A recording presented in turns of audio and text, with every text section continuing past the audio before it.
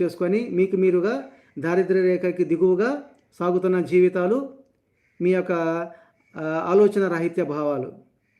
ఇంకా మరియు lower middle class ఉంటారు, వారు ఇంకా దారుణం. ఎవరు ఏ రకంగా చెప్పినా వాళ్ళు మాట వినరనమాట. ఫర్ ఎగ్జాంపుల్ ఎండుకట్టు ఉందండి, ఎండుకట్టు ఉంది. ఎండుకట్టుని మనం కనుక మంట పెడితే అది వెంటనే రగులుకుంటుంది. అంటే సమాజంలో 3 స్థితిగా, అంటే ఆలోచన విధానాలు 3 రకాలుగా ఉంటాయండి. అందులో ఉదాహరణకి మీకు చెప్తున్నాను. సమాజంలో కొంతమంది ఎలా ఉంటారంటే బాగా ఎండిపోయిన కట్టెలాగా ఉంటారనమాట.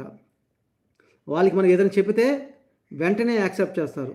అంటే ఎండిపోయిన కట్టె మనం మంటేసినప్పుడు ఏం చేస్తుంది, వెంటనే రగులుతుంది. అంటే అది రెడీగా ఉంటుందన్నమాట, రెడీ ఫర్ నాలెడ్జ్. అంటే నాలెడ్జ్ని తీసుకోవడానికి రెడీగా ఉంటుంది. వాళ్ళే ఉన్నత స్థాయిలో ఉంటారు.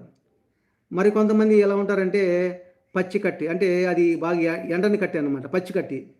దానికి మనం ఏం చేయాలి, కిరోసిన్ పోయాలి, పెట్రోల్ పోయాలి, అప్పుడే మండించాలి. అంటే వారికి మనం మోటివేషన్ ఇవ్వాలి. బాబు లైవ్లోకి రండి, మీకోసం ఓం శ్రీ గణపతి ఛానల్ వెయిట్ చేస్తుంది, రానా రండి అని బతిమాలాలి. అప్పుడుదా వాళ్ళని మనం వెలిగిస్తే అప్పుడు మోటివేట్ అవుతారు.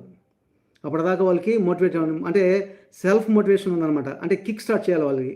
అంటే బాగా ఒక బైక్ ఎలా కిక్ స్టార్ట్ చేయాలి, మాకు దాన్ని కొడితేనే కిక్ అవుతే ఆ కిక్ ద్వారా ఫైర్ అయ్యి తర్వాత బండి స్టార్ట్ అవుతుంది.